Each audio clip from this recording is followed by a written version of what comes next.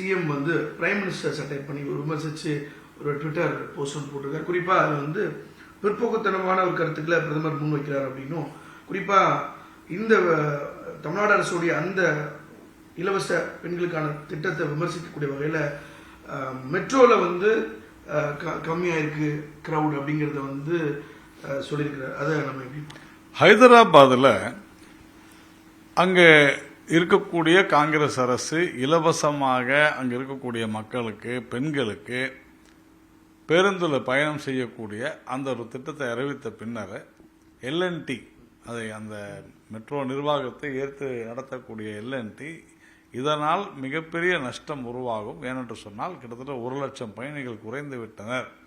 அதனால் இது ஒரு கட்டமைப்பு என்பது ரொம்ப கஷ்டம். ஒரு கட்டமைப்பை உருவாக்குவது என்பது ரொம்ப கஷ்டம். ஆனால் நாம் ஓட்டுக்காக நாம் வந்து செய்யக்கூடிய ஒரு சில இலவசங்கள், இப்போ இலவசமே கூடாதுன்னு நம்ம சொல்ல, எதுக்கு இலவசம், யாருக்கு இலவசம், யாருக்கு தேவையோ அது செய்யப்பட வேண்டும் என்பதில் மாற்று கருத்து இல்லை. இப்போ உதாரணத்துக்கு உத்தரப்பிரதேசத்தில் 60 வயதுக்கு மேற்பட்ட பெண்களுக்கு அங்கு பேருந்தில் இலவசம் அப்படிங்கிற திட்டம் இருக்குது. ஏன்னா அவங்களுக்கு வருமானம் வராது, அதனால அது செய்யலாம்.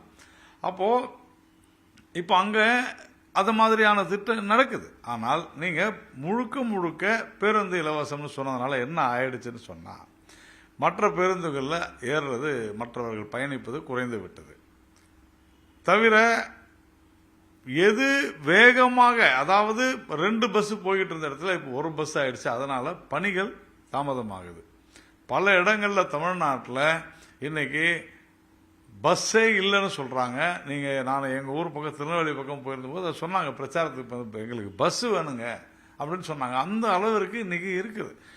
சென்னையில் பல பேருந்துகளில் நிற்பதற்கு அஞ்சுகிறார்கள் மக்கள். எப்போ படிக்கட்டு கீழே போடும், எப்போ ஓட்ட கீழே வந்துடும், எப்போ சீட்டு இல்லாத போகும், தண்ணியில் ஒழுகுது, வெயில் மோசமாக அடிக்குது, இந்த மாதிரியான பல்வேறு பிரச்சனைகள் தமிழகத்தில் இருக்குது. அப்படிங்கிறத நாம் ஏற்றுக்கொள்ள வேண்டும். நீங்கள் இலவச பேருந்து நீங்கள் கொடுக்கறதுனால அந்த பணம் போய் சேர்ந்து விட்டதா? இன்னைக்கு டான்ஜெட்கோ, அதாவது தமிழ்நாடு மின்சார வாரியம், இதில் அங்கே என்ன பிரச்சனை, இலவசமாக கொடுக்கக்கூடிய அறிவிக்கப்படக்கூடிய அந்த மின்சாரத்திற்கு தமிழ்நாடு அரசு ஒழுங்காக பணம் கொடுக்குதா இல்லையா, யாருக்கு, தமிழ்நாடு மின்சாரத்துக்கு. அதனால தான் நஷ்டத்தில் இயங்குதுன்றது தான் பரவலாக சொல்லக்கூடிய ஒரு விஷயம். அதே மாதிரி தமிழ்நாடு அரசு அலுவலகங்கள் முறையாக பணம் கொடுக்கிறதா, நீங்கள் அதெல்லாம் செப்பரேட் என்டிட்டியை தான் நம்ம பார்த்தாகணும்.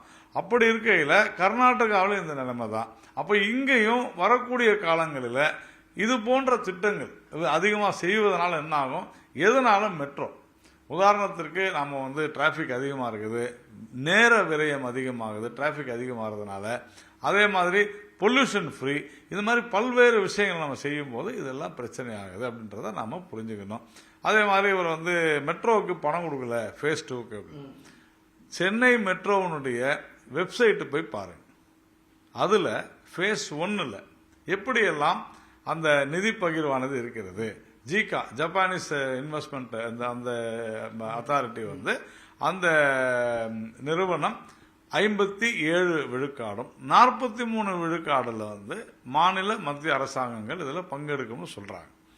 அதுல ஃபேஸ் 2 இப்ப அவர் சொல்றாரு இல்லையா, அதுல தெளிவா மெட்ரோ நிர்வாகமே எழுதியிருக்குது. என்னன்னு, இந்த திட்டமானது மத்திய அரசினுடைய பங்கு குறித்து இட் இஸ் அண்டர் கன்சிடரேஷன் அப்படின்னு மிக தெளிவா இருக்குது. ஃபண்டிங் எதுவா இருந்தாலுமே.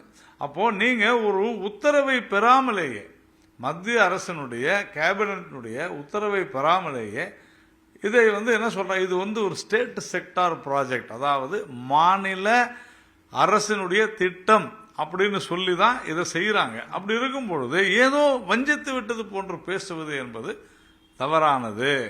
முதல்ல என்ன செய்யறோன்றதை தெரிஞ்சுக்கிட்டு செய்யுங்க. நீங்க யாருக்கு தேவையோ அவர்களுக்கு இலவசம் கொடுங்க. நாங்க இலவசம் வேண்டாம்லாம் சொல்லல. ஆனால் எல்லா பெண்களுக்கும் இலவசம் அப்படின்னு சொன்னா இப்போ ஆண்கள் என்ன நினைப்பாங்க, ஒரு இடத்துக்கு ஒரே அலுவலகத்தில் வேலை செய்யக்கூடிய ஒரு ஆணும் ஒரு பெண்ணும் அவங்க ஃப்ரீயா போறாங்க. ஆணு 30 ரூபாய் காசு கொடுத்து போறாரு. அந்த டிஸ்கிரிமினேஷன் வருதா இல்லையா, இதுதான் நம்ம கேள்வி கேட்கிறோம். அந்த டிஸ்கிரிமினேஷன் வருதுன்றது மட்டுமே இல்லை, ஒரு கட்டமைப்பு எல்என்டி இப்போ 63,000 கோடி ரூபாய் செலவு செஞ்சு இந்த மெட்ரோ ரயில 2வது ஃபேஸ் 2 செய்யும் பொழுது அந்த 63,000 கோடி ரூபாயை எத்தனை வருஷத்துல நீங்க மீட்பீங்க? பணம் செலவு பண்ணா அது திருப்பி எடுக்கணும். அது அரசு எதுவாக இருந்தாலுமே அப்போதான் மேலும் மேலும் கட்டமைப்புகளை உருவாக்க முடியும். அதனால நம் நாட்டினுடைய கட்டமைப்பு, பொருளாதாரம், எதிர்காலம் இதையெல்லாம் சிந்தித்துத்தான் திட்டங்களை வகுக்க வேண்டும். அதைத்தான் நரேந்திர மோடி அவர்கள் சொல்லியிருக்கிறார். இது புரியாமல் பேசுகிறார் நம்முடைய முதலமைச்சர்.